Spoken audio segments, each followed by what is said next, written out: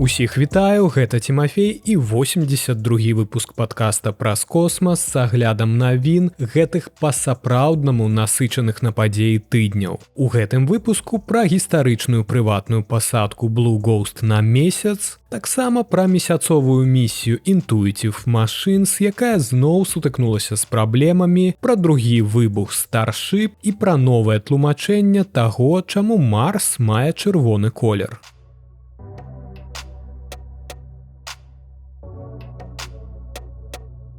2 сакавіка пасадачны модуль Blue Ghost, распрацаваны кампаніяй Firefly Aerospace, паспяхова здзейсніў мяккую пасадку на паверхню месяца ў моры крызісу. Гэта важная падзея не толькі для самой кампаніі, але і для ўсёй прыватнай касмічнай індустрыі. Firefly Aerospace стала другой прыватнай кампаніяй, якой удалося здзейсніць мяккую пасадку на месяц. Intuitive Machines першай дасягнула гэтай мэты яшчэ ў 2024 годзе з модулем Odyssey, але той упаў на бок падчас сваёй пасадкі. Нягледзячы на гэта, ён усё ж такі змог выконваць сваю навуковую праграму. Яшчэ адна кампанія пад назвай Astrobotic у студзені 2024 года таксама спрабавала пасадзіць свой месяцовы модуль, але, на жаль, ён страціў паліва і не дасягнуў паверхні месяца. У адрозненні ад сваіх папярэднікаў, Blue Ghost здзейсніў пасадку ў вертыкальным становішчы, што робіць яго першым прыватным модулем, які здолеў здзейсніць ідэальную і роўную пасадку. Firefly Aerospace дэталёва аналізавала ўсе папярэднія місіі на месяц, і яны распрацавалі сваю унікальную канструкцыю модуля. Дызайн Blue Ghost кароткі і шырокі, што падобна да паспяховых канструкцый мінулага. Модуль мае 4 апорныя нагі, яго вышыня 2 метры, а шырыня 3,5 метры. Blue Ghost з'яўляецца часткай праграмы NASA CLPS, якая накіравана на дастаўку грузаў на месяц з дапамогай прыватных кампаній. На борце знаходзіцца 10 навуковых інструментаў, сярод якіх аналізатар месяцовага грунту, камп'ютар устойлівы да радыяцыі і рэнтгенаўскі тэлескоп. Усе інструменты функцыянуюць нармальна і ўжо пачалі перадаваць першыя дадзеныя на зямлю. Blue Ghost будзе працаваць на паверхні месяца на працягу 1 месяцовага дня, а гэта каля 2 зямных тыдняў. Пасля гэтага модуль спыніць сваю працу з-за вельмі нізкіх начных тэмператур. Аднак перад гэтым ён зробіць унікальнае назіранне. Чакаецца, што Blue Ghost зробіць здымкі поўнага сонечнага зацьмення, якое адбудзецца 14 сакавіка. А вось 16 сакавіка Blue Ghost зафіксуе месяцовае гарызантальнае ззянне. Так называюць святло, якое ўзнікае падчас месяцовага заходу сонца. У 1972 годзе гэтую з'яву назіраў астранаўт Apollo-17 Юджин Сернан. Пасля гэтага Blue Ghost будзе працягваць здымаць змяненне паводзінаў месячнага пылу на працягу некалькіх гадзін пасля заходу сонца. І на гэтым яго праца на месяцы скончыцца. Наступная місія Firefly Aerospace ужо ў распрацоўцы. Яна запланавана на 2026 год. Кампанія плануе запусціць Blue Ghost 2 разам з арбітальным апаратам. Гэтым разам пасадка адбудзецца на адваротным баку месяца.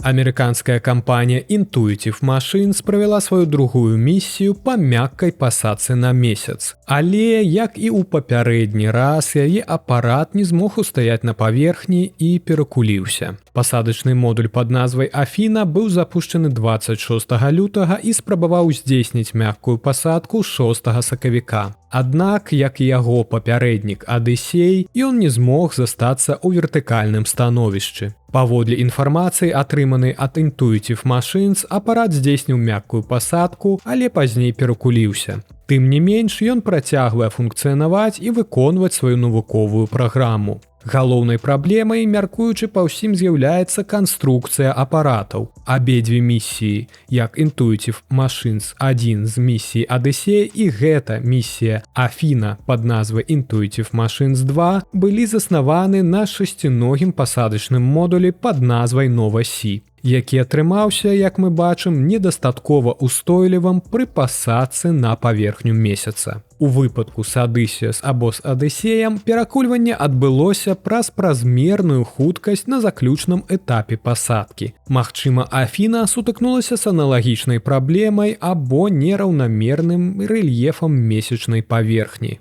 Нягледзячы на нестандартнае становішча модуля, Intuitive Machines паведамляе, што Афіна застаецца ў працоўным стане. На борце знаходзяцца некалькі навуковых прыбораў, уключаючы эксперыменты НАСА, звязаныя з даследаваннем луннага рэгаліту і радыяцыйнага асяроддзя месяца. А калі модуль зможа працягваць працу, навукоўцы ўсё яшчэ могуць атрымаць каштоўныя дадзеныя. У рамках місіі Intuitive Machines 2 кампанія павінна была пратэставаць новыя распрацоўкі. Адна з ключавых навуковых праграм місіі – гэта эксперымент Prime-1. У яго рамках Афіна павінна была ўзяць пробу рэчыва з месяцовых недраў і даследаваць яго. Для гэтага планавалася выкарыстоўваць спецыяльны бур, усталяваны на борце модуля. Ён здольны дасягнуць глыбіні да 1 метра. Гэтая тэхналогія з'яўляецца важным этапам у пошуку вадзянога лёда на месяцы. Гэты лёд можна будзе выкарыстоўваць для будучых місій і для месяцовых баз.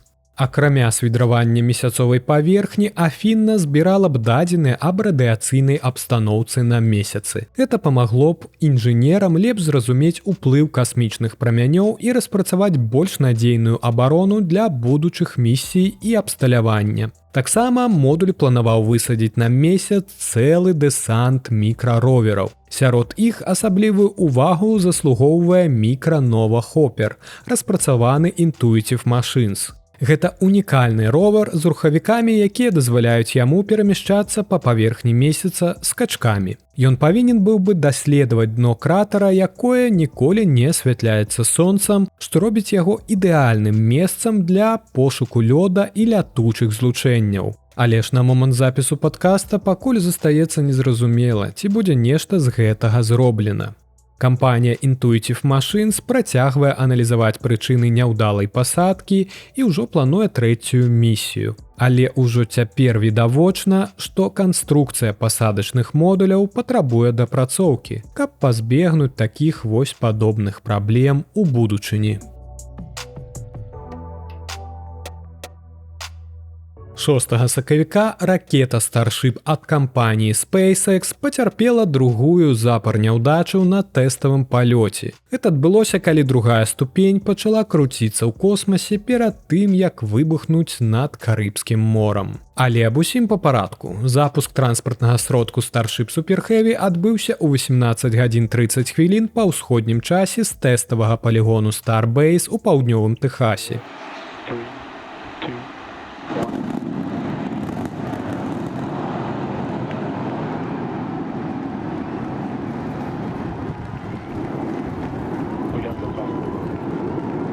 Гэты палёт быў перанесены на некалькі дзён. Аперацыя падрыхтоўкі да запуску праходзіла без асаблівых непаладак, акрамя кароткай затрымкі на 40-й секундзе, якая працягвалася некалькі секунд. Пачатковыя этапы палёту, уключаючы старт ракеты і гарачы падзел, прайшлі па плане. Тым часам бустер Super Heavy паспяхова вярнуўся на стартавую вежу ўжо ў 3-й раз за апошнія 4 палёты. Хоць і некалькі з яго рухавікоў час ад часу не працавалі, ён усё ж такі вярнуўся на вежу пад назвай Мехазіла.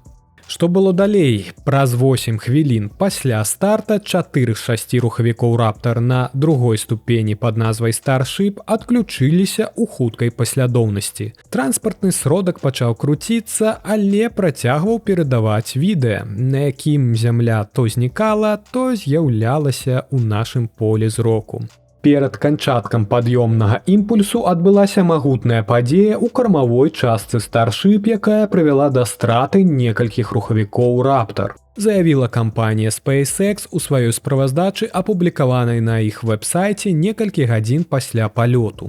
Што гэта за падзея, пакуль афіцыйна не паведамляецца, але хутчэй за ўсё, што гэта быў пажар у секцыі рухавікоў з наступнымі выбухамі, што і прывяло да страты кантролю над арыентацыяй і ў рэшце рэшт да страты сувязі са старшыпам. Апошні кантакт адбыўся прыкладна праз 9 хвілін і 30 секунд пасля запуску. Некалькі хвілін пазней сведкі на тэрыторыі карыбскага басейна ад Дамініканскай рэспублікі да Багамскіх выспаў і нават у Фларыдзе паведамілі пра выбух транспартнага сродку і абломкі, якія пачалі падаць на зямлю. Невядома, якая колькасць абломкаў дасягнула зямлі, таму спадзяюся, што ўсе яны ўсё ж такі згарэлі ў атмасферы. Але, як мы ведаем, з папярэдняга палёту Flight 7 усё ж такі некалькі абломкаў даляцелі да зямлі і ў выніку чаго ніхто не пастрадаў. Федэральнае агенцтва грамадзянскай авіяцыі часова зачыніла паветраны прастор над часткай карыбскіх выспаў. Некаторыя авіярэйсы былі перанакіраваны ў аэрапорты ў іншых месцах ці чакалі свайго дазволу на ўзлёт. Таксама былі ўведзены абмежавання на рэйсы ў аэрапортах Фларыды, што выклікала затрымкі.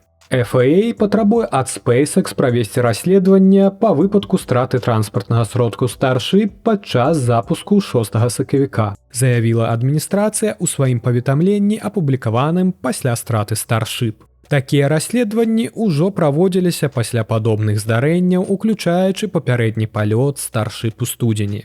Гэты правал падобны да падзеі, якая адбылася падчас папярэдняга палёту Flight 7 16 студзеня, калі сувязь са Старшыпам была страчана прыкладна праз 8,5 хвілін пасля запуску. Абломкі ўпалі ў Карыбскае мора, і частка з іх была знойдзена на выспах Тэркс і Кайкас. SpaceX абвясціла 24 лютага, што вынікі расследавання па Flight 7 паказалі на тое, што падчас палёту была зафіксавана, цытата, гарманічная рэакцыя, якая была значна мацнейшай, чым падчас тэставання, што выклікала перапады ў паліўных трубаправодах і стварыла пажар у задняй частцы ракеты. Гэта прывяло да спынення працы ўсіх, акрамя аднаго рухавікоў.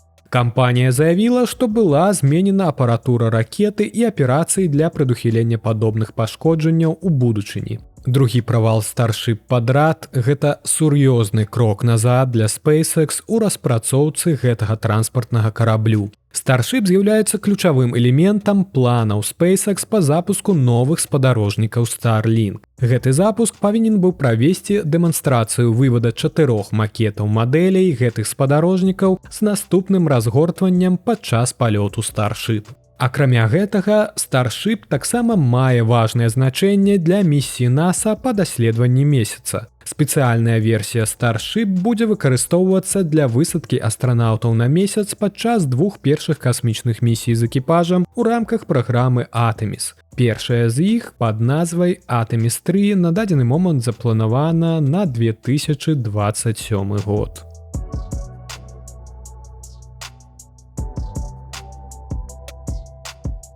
Даўно лічылася, што чырвонае адценне Марса выклікана тым жа хімічным працэсам, што і ржаўчына або іржа на зямлі. Аднак новае даследаванне паказвае, што гэта зусім не так. Каманда навукоўцаў, мадэлюючы умовы Марса ў лабараторыі, прыйшла да высновы, што гэта можа быць з-за хімічнага элемента пад назвай ферыгідрыд – аксіда жалеза, які змяшчае ваду. Зараз гэта выглядае так, што характэрны чырвоны колер планеты быў абумоўлены перыядам, калі Марс быў пакрыты вадой. Марс, часта называемы чырвонай планетай, з'яўляецца 4-й планетай ад Сонца. З яго тонкай атмасферай, якая складаецца пераважна з вуглякіслага газу, Марс мае ярка выражаны ландшафт з шырокімі раўнінамі, велізарнымі вулканамі, уключаючы гару Алімп, найвялікшы вулкан у нашай сонечнай сістэме, і глыбокімі каньёнамі. На яго паверхні ёсць сведчанні пра старыя рэкі і азёры, што кажа пра тое, што Марс калісьці меў умовы, якія маглі быць прыдатнымі для мікробнага жыцця. Яго экстрэмальныя тэмпературныя змены і частыя глобальныя пылавыя буры з'яўляюцца характэрнымі для гэтай жорсткай планеты. А чырвоны колер планеты вядомы на працягу стагоддзяў. Старажытныя егіпцяне называлі Марс словам чырвоны. Рымляне называлі яго ў гонар бога вайны, а кітайцы зорачкай агню. У 1610 годзе, калі Галілея ўпершыню назіраў Марс праз тэлескоп, ён пацвердзіў яго планетарную прыроду, але і таксама заўважыў яго больш чырванавата-карычневае адценне. Гэта было звязана з нізкай якасцю оптыкі таго часу. І толькі калі оптыка палепшылася, яго чырвоны колер быў убачаны ў поўнай красе. Каманда даследчыкаў прааналізавала чырвонае афарбаванне Марса і аспрэчыла агульнапрынятае меркаванне, што гэта звязана з матэрыялам, падобным да іржы. Для гэтага яны выкарыстоўвалі дадзеныя з розных марсіянскіх місій.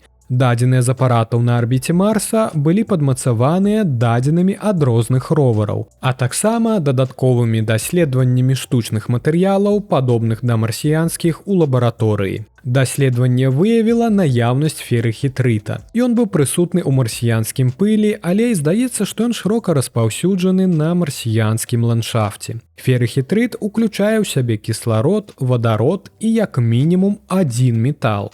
Агульнае адкрыццё ферыхітрыда ў марсіянскім пылі дапамагае лепш зразумець геалагічную гісторыю Марса і яго патэнцыйную прыдатнасць для жыцця. Наяўнасць гэтага элементу сведчыць аб тым, што на Марсе калісьці былі халаднейшыя вільготныя умовы, бо гэта неабходна для фарміравання гэтага мінералу. Гэтае адкрыццё дае яшчэ адзін доказ таго, што Марс калісьці быў гасцінным светам. Пакуль гэта больш тэорыя, а калі б навукоўцы атрымалі марсіянскія пробы для непасрэднага даследавання, якія збірае ровер Perseverance, яны б змаглі праверыць, ці з'яўляецца іх тэорыя правільнай. Нагадаю, што Perseverance сістэматычна збірае пробы марсіянскага грунту з кратера Джезераў і захоўвае іх у тытанавых трубках, гатовых да транспарціроўкі на зямлю. Але калі гэтая транспарціроўка адбудзецца, пакуль што вялікае пытанне.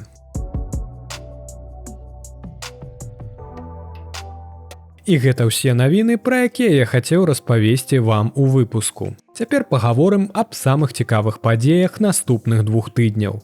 НАСА плануе запусціць місію SpaceX Crew-10 на міжнародную касмічную станцыю 13 сакавіка. Запуск адбудзецца з касмічнага цэнтру Кеннеді. Касмічны карабель SpaceX Dragon павінен прыстыкавацца да МКС 14 сакавіка. Dragon возьме на борт астранаўтаў НАСА Энн Міклейн і Ніколь Эйрас, а таксама спецыялістаў місіі астранаўта японскага касмічнага агенцтва Такуа Оніші і касманаўта Роскосмасу Кірыла Пяскова. Працягласць іх навуковай місіі на дадзены момант складае каля 4 месяцаў. Гэта 10-я місія па змене экіпажа і 11-я місія з удзелам людзей на касмічную станцыю для НАСА, якая падтрымліваецца касмічным караблём Dragon з 2020 года ў рамках камерцыйнай касмічнай праграмы агенцтва. 14 сакавіка нас чакае поўнае месячнае зацьменне. Поўная фаза месячнага зацьмення будзе бачная ў паўднёвай і паўночнай Амерыцы. На жаль, на тэрыторыі Беларусі ў гэты час месяц будзе за гарызонтам і ўбачыць зацьменне не атрымаецца. Але ж у маіх сацыяльных сетках я падзялюся спасылкамі на трансляцыі, калі вы хочаце быць сведкамі гэтай падзеі, хоць і онлайн. Падчас поўнага месячнага зацьмення Зямля аказваецца прама паміж сонцам і месяцам, перакрываючы сонечнае святло і накіроўваючы цень на паверхню месяца. У гэты момант месяц набывае чырвонае адценне, што і адпавядае яго назве ў гэты час як крывавы месяц. Гэта адбываецца з-за таго, што атмасфера Зямлі рассейвае кароткія хвалі святла, аднак дае магчымасць доўгім хвалям, чырвоным і аранжавым асвятляць месяц. Гэтая з'ява падобна на тое, што мы бачым падчас узыходу і заходу сонца, калі неба фарбуецца ў чырвона-аранжавыя колеры. У адрозненні ад сонечных зацьменняў, поўныя месячныя зацьменні бяспечныя для назіранняў неўзброеным вокам. 20 сакавіка нарэшце прыйдзе вясна. І адбудзецца вясновае раўнадзенства, момант, калі дзень і ноч амаль роўныя па сваёй працягласці. У гэты дзень сонца знаходзіцца дакладна над экватарам і абодва паўшар'я нашай планеты атрымліваюць амаль аднолькавую колькасць сонечнага святла. Для жыхароў нашага паўночнага паўшар'я гэта азначае пачатак астранамічнай вясны, а ў паўднёвым паўшар'і пачынаецца восень. А вось пра частковае сонечнае зацьменне, якое адбудзецца ў суботу 29 сакавіка і якое можна будзе пабачыць на тэрыторыі Еўропы і Беларусі, я распавяду ў наступным выпуску падкаста. Таму абавязкова не прапусціце гэты наступны выпуск.